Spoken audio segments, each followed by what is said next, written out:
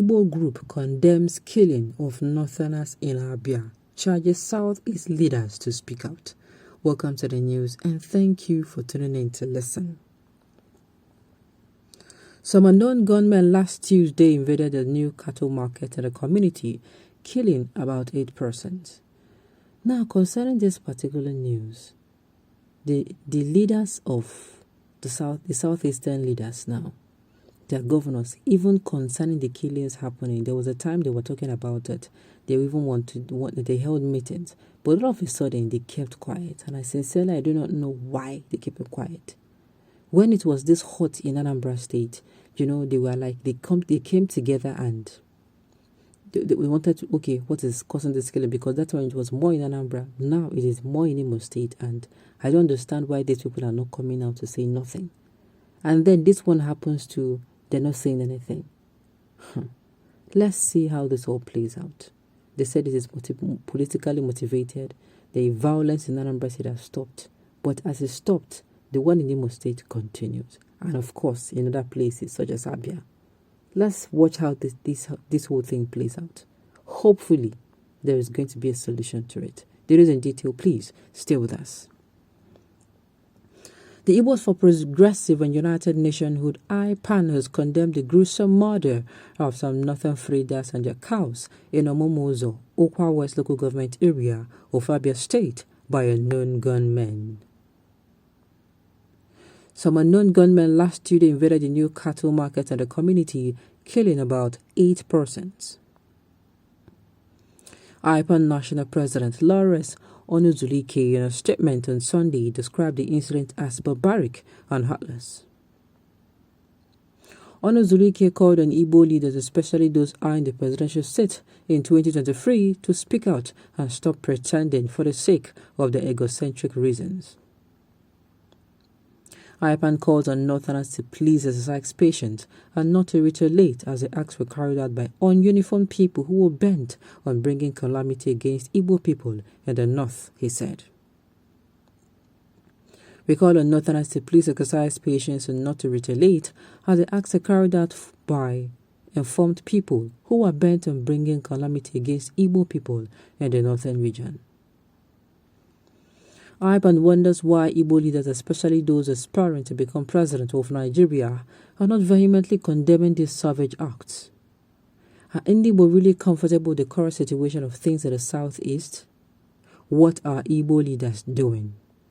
We are trying so hard to understand what exactly some of the Igbo leaders are benefiting from the current situation of things in the southeastern region.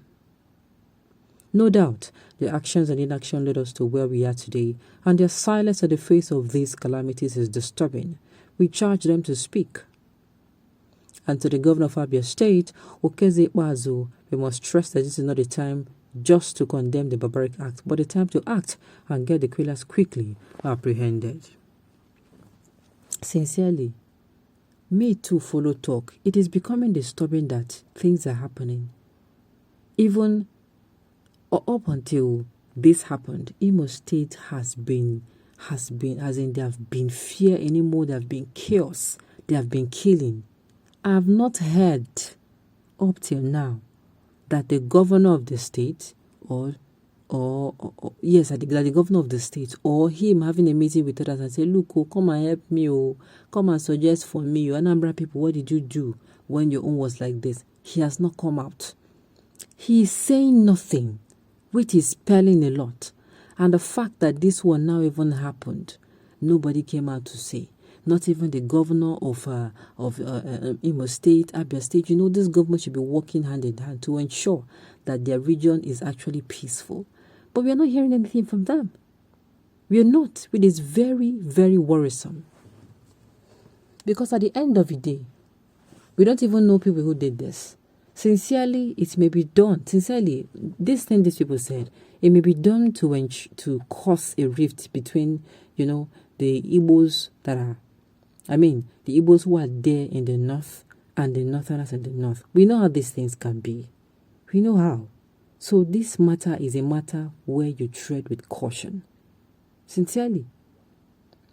Not only should they come out to speak out against it, but they should also render assistance to ensure that this thing does not repeat itself again on whatever grounds. Yes, on whatever grounds. And of course, if they speak up for this one as well, maybe they are keeping quiet because they have not been speaking out of the killings happening in the southeastern region up before until now. So if they speak up, people will come at them and say, so you have been seeing and you have been hearing and you did not say anything and this one happened.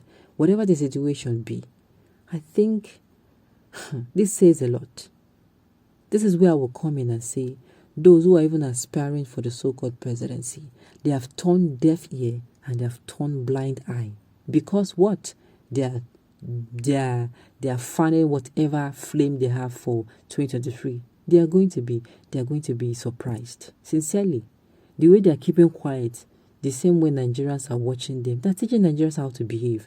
And you know Nigerians, we learn very quickly. We learn fast. That is the truth. You don't come out to condemn things that are not going wrong.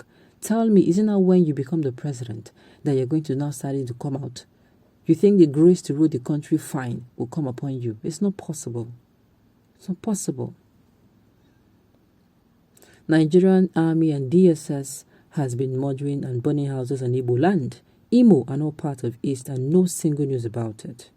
Nnamdi Kanu has been denied his ancestral attire, yet no group has come out to condemn it. Let's keep watching and remember, Anonymous has spoken. It's not funny, sincerely.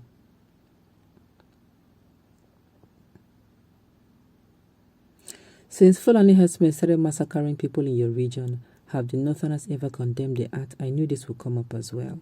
People will come out to say, just like I said, for the fact that these southeastern leaders have not even come out before now for the killing that has been happening in the region to speak. Maybe, just maybe, they might say, if you come out to condemn this one, they will say, we are not saying anything since, and this one happened, we came out to so. But they should be doing the needful. This is not even the time to even be political.